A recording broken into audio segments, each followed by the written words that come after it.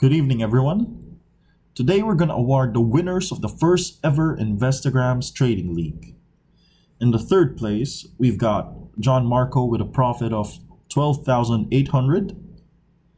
And on the second place, we've got Pit Viper gaining 15,400. And for our champion in this round, we've got Quim Lozano profiting 16,600. All of them made these gains in just 2 weeks. So 13 to 16% in 2 weeks is definitely significant. Most mutual funds would probably gain this in 1 year. So that's how good our winners are. So let's take a look at some of their trades. Let's have a review so that we could learn from our top traders. Alright, so let's start with Mr. John Marco. Among the top traders, John Marco had the fewest trades. So simple lang. His strategy is very straightforward. So among his stocks was EEI, Bloom, and Tugs. So let's take a look at EEI first. So how did he position in EEI? So as you can see here, he bought EEI at 7.73. So where exactly is that? It's at this support level. So mapapansin natin nabili niya bago mag-breakout si EEI. So habang malakas yung stock, nagko-consolidate lang sa itaas. So this is what they call consolidating at the highs. He was able to buy at the base point of the stock before nag-breakout. So from 773, nabenta niya around this area. So itong candle na to, April 5, yung parang biglang may intraday na butas ni EEI yung 9. So malakas yung sense niya, nabenta niya sa 9.15. So that's a solid gain already. So this is one of his best trades. Then let's take a look at his other trade, which is Bloom. So makikita natin dito, March 27, he bought Bloom at 7.30. Wow. So this is exactly the base point of Bloom. Ayan, same style. Mapapansin mo, diba? It's the support or the baseline at the consolidation of a strong stock. And then bago maggratsada, bago tumuloy-tuloy, dun niya nasakyan, dun niya nabili. So Bloom, I think he just held on this stock, hindi niya na binenta. So good strategy. Kung tunay na portfolio to, makikita natin, ayun, si Bloom naging leader talaga to, tumuloy-tuloy lang with an 18% gain. So lastly, he bought Tugs. Let's take a look at Tugs. So I think he tried to apply the same strategy as well. So this is a previously leading stock. And nung tahimik na siya, makita mo, nasa support area na yan, 320s. Tapos tinatry niya mag-break out, ay tinatry niya mag-stabilize dyan. So same thing, he bought at 317, then bought another batch at 324. So I think Tugs, he just held on this as well. So that's it for our third place, Sir John Marco. Dito natin makikita na, wow, yung trading pala, kahit simpleng strategy lang, gumagana talaga siya.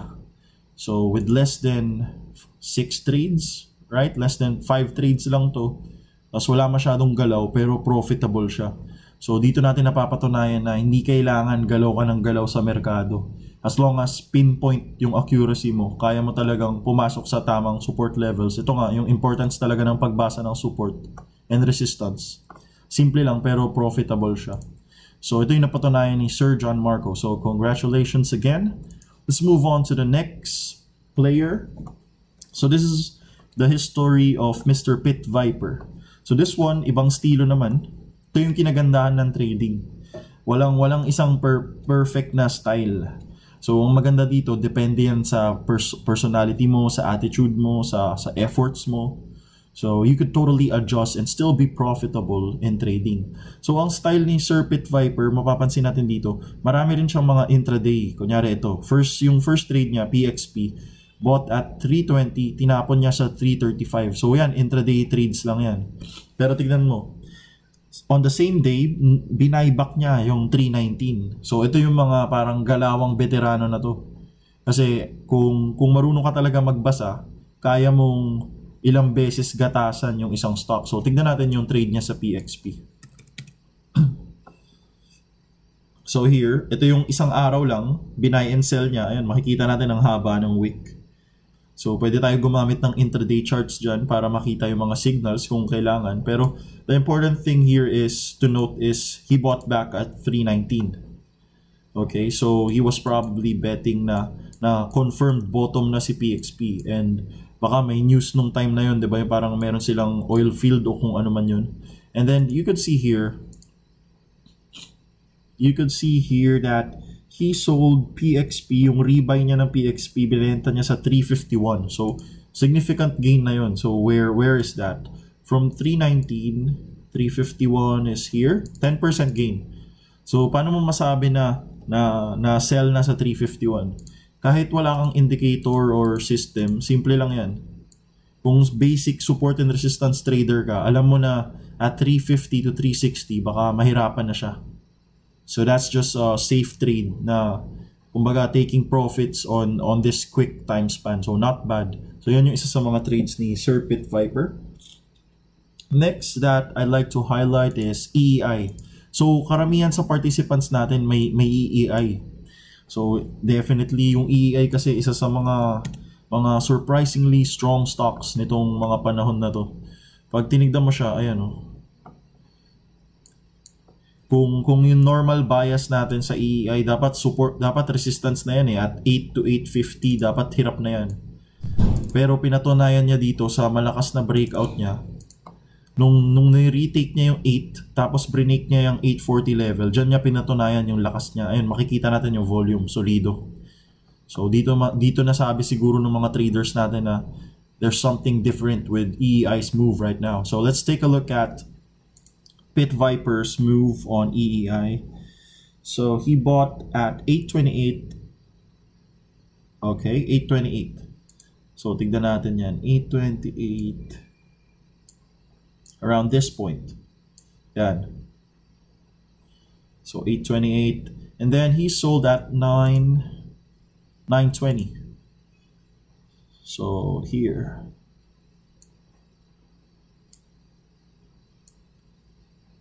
So that's another 10% gain.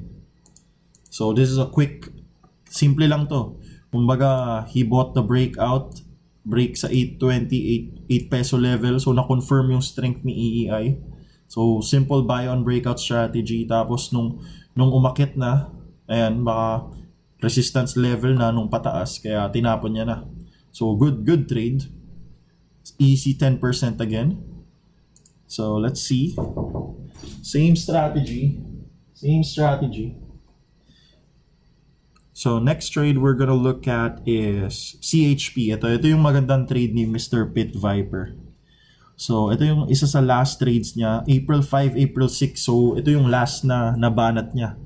So ito siguro yung nag-prop sa portfolio niya. Tignan natin. He started buying at 718 then 742. So ito yung pagsalo ng bottom ni CHP. So tignan natin kung ano nangyari dito. Alright, let's take a look. Wait lang. Hang on. Ayusin ko lang yung scaling ng chart. Ayan. So pag tinignan mo si CHP, paano nasasalo yung bottom nito, di ba? Kung downtrend talaga yung stock, tuloy-tuloy lang yung pababa. Pero then you see these patterns na nag 650 na siya halos, 'di ba? Pero biglang nagkaroon ng 2-day recovery. Ito ay nagkaroon ng 1-day recovery. Yan. So in-engulf, kinain niya yung bottoming pattern. Kinain niya yung candle. So parang may confirmation. So pag nakakuha ka ng isa pang kandila dito, yan yung confirmation mo na potentially bottom na to. Short-term bottom si CHP. So, pagdagdagan mo yan ng mga oscillator, makakakita ka malamang divergence yan. So, dun ka na lang maghanap ng confirmation. So, from here, bumili siya 718, probably on the first day, April 5, then added on the second day. Yan yung confirmation. So, ganun yung bottom picking. Kasi, wala talaga makakasabi kung bottom na ba yung stock eh. To be an effective bottom picker, kailangan i-tranche mo yung galawan mo. So, dapat dahan-dahan, kapag may confirmation, dun mo nababanatan yung stock. So, this is a simple trade and dito makikita yung skills ng isang trader. Kahit 3 days lang yung pagitan ng trade na to, makapansin mo, tinapon niya kagad sa 8 plus. So, let's see. He sold at 809. Yun yata yung tuktok for the day. 810. So, ang galing. Nung sinalo niya lang, quick. Ito yung mga ang pinagkaiba kasi ng bottoming out plays, hindi ka pa sure kung talagang major reversal na ba to or dead cat lang. Right? Since downtrend pa yung trajectory niyan, ayan. Kung lilinyahan mo, o depende na lang kung paano ka tumingin ng mga trend lines. Yung overall trend niyan, pababa pa. Kaya yung mga ganito, mga dead cat bounce lang, pabilisan talaga umalis. So yun, siguro nung nagka-intraday signal siya dyan, binenta niya lang kagad. So that's a quick profit again. Let's see kung average niya 730, another 10% gain. So simple lang, very very precise and quickly timed trades and 10% gains na consistent. Yan yung nagpapanalo kay Mr. Pit Viper. So congratulations, Sir Pit. And lastly, our champion, Mr. Quim. Let's take a look at his trades. So ang pinaka notable dito is, let's start. Yun, nagsimula siya sa FNI. Yung style naman ni Quim, napansin ko marami siyang mga bottom picking na may confirmation, dun siya bumabanat. So yung FNI, binili niya yan sa 260, 265, then tinapon niya sa 281. So ayan. So pag tinignan mo dito, nag-hold yung support. Then bumili siya nung may upper consolidation na. So betting that FNIS has already bottomed, right? And then tinapon niya lang agad sa 280. So pwedeng may sell signal siya sa indicator niya, or dahil lang ito. Pag tinignan mo, papasok na sa resistance level si FNI. So whatever the reason, that's a good enough trade. So 6 to 7% gain, not bad for a first trade. Then let's take a look at ito. Mapapansin mo lahat ng winners natin merong EEI rin. So tignan natin san ba tiniran ni Quim yung EEI. He started buying at 827, 6,000 shares. So let's see. 827, halos same sila ni Pit Viper. Dito na sa second day, ayan pag tinignan mo, diba, breakout from this pattern. So alam mo na may signal ka na dito. So bumili siya dyan, right? And then where did he sell?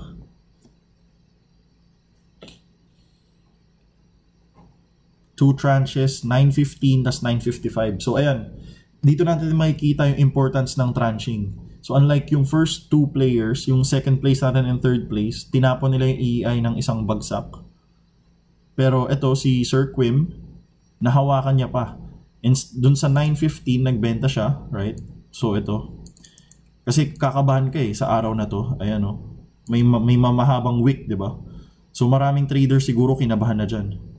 Pero yun nga, paano ba na-form ang signal ng candle? End of day yan. So yung mga patient na traders, maraming mga system trader nag-a-act yan on the close. Yun nga yung sabi nila, 'di ba? Amateurs at the open, professionals at the close. So, may bahid ng katotohanan yung sabi-sabi na yun. So, dahil nahawakan niya pa, nagkaroon siya ng extra profit hanggang 955 na hawakan niya. Around here. So, extra 3%. Not bad. So, that's one of his main trades. And then, lastly, ito, MEG. Ito yung talagang nagpasipa ng portfolio ni Sir Quim. So pag tinignan natin MEG, he started buying MEG at 348 then 355. So ano nakita niya sa MEG? So ito lang. Makikita mo dito yung MEG, ito yung previous low niya 330. 39 niya bumalik, 'di ba? 330. Pero hindi na. So nagkaroon ng higher low, right? And then during this time, ito na rin yung time na parang nagbe-breakout na yung index. Ayan, makikita mo kung gawan mo ng mga linyang ganyan, makikita mo dahan-dahan lumalakas si MEG. So dito nakita niya siguro 340 to 350, crucial level yan para kay MEG. So this is dated April 4, tama ba? Tignan natin kung tugma ba. So April 4 nga yung position niya sa MEG. So tignan natin yung index. Anong ginawa ng index nung April 4? April 4 is the first breakout day. of the index. So what's the significance of that to MEG? MEG is a high beta stock. So ibig sabihin ng beta, ito yung correlation ng galaw ng isang stock dun sa index. Meaning, if malakas yung index, lalakas rin yung sipa ng stock most of the time. And if mahina yung index, mahina rin yung stock na yun. So dahil napansin siguro, parang dito natin makikita na, wow, first breakout day after a long time. So immediately, yung instinct ko, kung alam ko na yung MEG is highly correlated sa index, babanatan ko yung MEG. So magkaka-high exposure ako sa MEG. So dito niya trinade yung MEG. And pag tinignan mo yung portfolio niya, actually hinawakan niya lang yung MEG. 350, umakyat hanggang 4. So on a simple bottom confirmation trade like this, kung alam natin paano pakiramdaman yung mga beta names, at saka kung paano gumalaw yung index, ayan, easy 10% gain. Tapos ngayon, nasa resistance na si MEG. So, titignan na lang natin kung paano yung galaw niya. Alright, so what else?